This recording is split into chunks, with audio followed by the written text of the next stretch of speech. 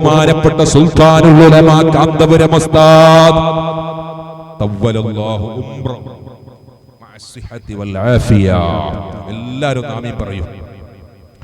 അല്ലാഹു കാന്തപുരം ഉസ്താദിന് ദീർഘായുസ്സ് കൊടുക്കുമാറാവട്ടെ. കാന്തപുരം ഉസ്താദിന് അല്ലാഹു ദീർഘായുസ്സ് കൊടുക്കുമാറാവട്ടെ. നിമിഷപ്രിയ എന്ന് പറയുന്ന ഒരു പെൺകുട്ടിയുടെ വധക്കേസിൽ ലോകം മുഴുവനും ഉറ്റുനോക്കി. എന്താണ് ഉറ്റുനോക്കിയത്? യമൻ എന്ന് പറയുന്ന രാജ്യം എന്താണ്? വലിയ നാടാണ്, ഇസ്ലാമിക ചിഹ്നമുള്ള നാടാണ്.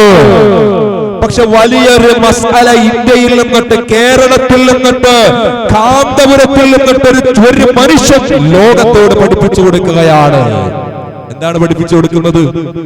ലോകത്തോട് ഈ ലോകത്ത് എത്ര മുസ്ലിം രാഷ്ട്രങ്ങളുണ്ട്? 68 മുസ്ലിം രാഷ്ട്രങ്ങളുണ്ട്. 68 രാഷ്ട്രങ്ങൾക്ക് കാന്തപുരം ഉസ്താദ് വലിയൊരു മസ്അല പഠിപ്പിച്ചു കൊടുക്കുകയാണ്. എന്താണത്?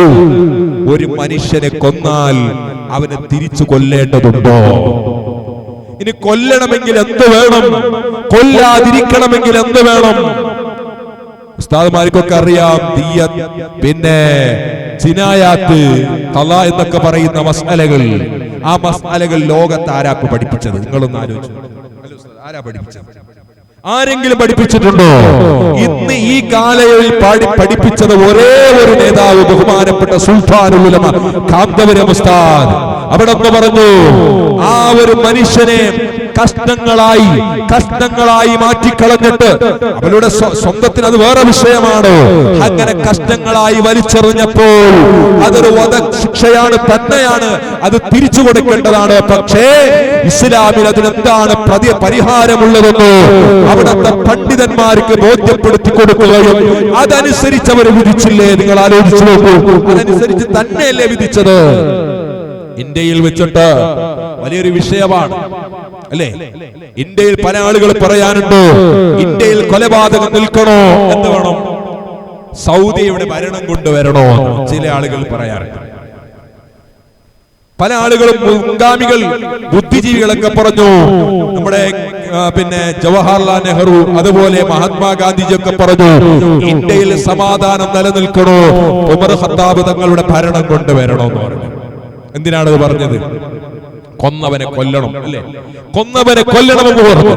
അപ്പോഴെന്താ ഇവിടെ ഇന്ത്യക്കാർ ചിന്തിച്ചു, കൊന്നവനെ കൊന്നു കളയണമെന്ന് പറഞ്ഞപ്പോൾ ഒരുപാട് ആളെ കൊല്ലേണ്ടി വരും. എത്ര ആളുകളെ ഇവിടെ ഒന്നിനും ആക്കാൻ പറ്റൂല, എല്ലാരും കൊല്ലേണ്ടി വരും.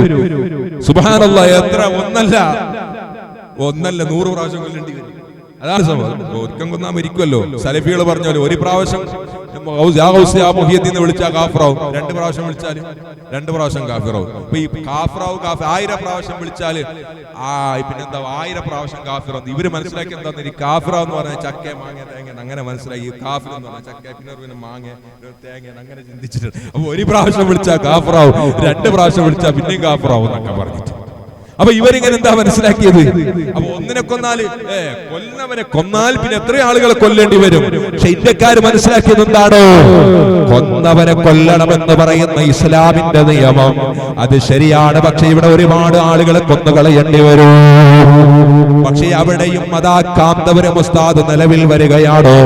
സുബ്ഹാനല്ലാഹ്, കൊന്നവരെ കൊല്ലണമെന്ന് ഇസ്ലാമിലുണ്ടെങ്കിലോ പരിശുദ്ധമായ ഖുർആനിലൂടെ തന്നെ പറയുകയാണ്, അതിന് മാഫ് കൊടുത്താൽ നടക്കും, അല്ലെങ്കിൽ അതാ ജിനായത്തിലൂടെ നടക്കും, ദിയയിലൂടെ നടക്കുമെന്നോ. ഈ ഇന്ത്യ രാജ്യത്ത് കൊന്നവരെ കൊല്ലാതെയിരിക്കാൻ എന്താണ് അതാ കാരണമുള്ളതെന്നോ ഇന്ത്യയുടെ വലിയ ഗവൺമെന്റിന് വരെ കാന്തപുരം ഉസ്താദ് പഠിപ്പിച്ചു കൊടുത്തില്ലേ?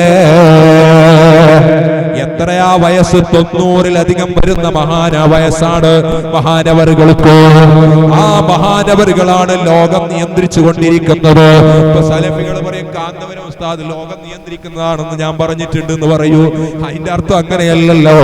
കാന്തപുരം ഉസ്താദ് ലോകം നിയന്ത്രിക്കുന്നുണ്ട് എന്ന് പറഞ്ഞാലോ അതേ അവിടത്തെ ഭരണകൂടത്തിൽ സ്വാധീനമുണ്ടെന്നാണ്.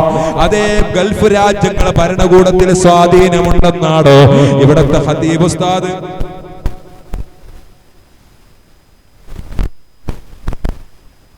ഇവിടുത്തെ സിയാദ് സഖാഫി ഉസ്താദ് ഈ പഞ്ചാന്ന് പറയുന്ന നാട്ടിനെ ഭരിക്കുന്ന ആളാണ്, നിയന്ത്രിക്കുന്ന ആളാണെന്ന് പറഞ്ഞാൽ അതിന്റെ അർത്ഥം ഏത് കുട്ടികൾക്കാണ് അറിയാത്തത്? ആർക്കറിയാത്തത്? ഈ നാട്ടിലേക്ക് സുന്നത്ത് ജമാഅത്തിന് നേതൃത്വം കൊടുക്കുന്ന ആളാണ് ഉസ്താദ് പറഞ്ഞവർ എല്ലാരും കേൾക്കും. അങ്ങനെയല്ലോ അതിന്റെ അർത്ഥം. അല്ലാതെ അതിന്റെ അർത്ഥം ഇതിനെ ഫുള്ള് കൺട്രോൾ ചെയ്ത് രാത്രി പകലാക്കുന്നതും പകല് രാത്രിയാക്കുന്നതും ഇവിടെ നിന്ന് ജീവിപ്പിക്കുന്നതും മരിപ്പിക്കുന്നതും ഒക്കെ അവനാണെന്ന് അദ്ദേഹം, അല്ലെങ്കിൽ അയാളാണോ അതിന്റെ അർത്ഥം? അങ്ങനെയല്ലല്ലോ അതിന്റെ അർത്ഥമുള്ളത്. കാന്തപുരം ഉസ്താദ് ലോകത്തിനെ നിയന്ത്രിക്കുകയാണ്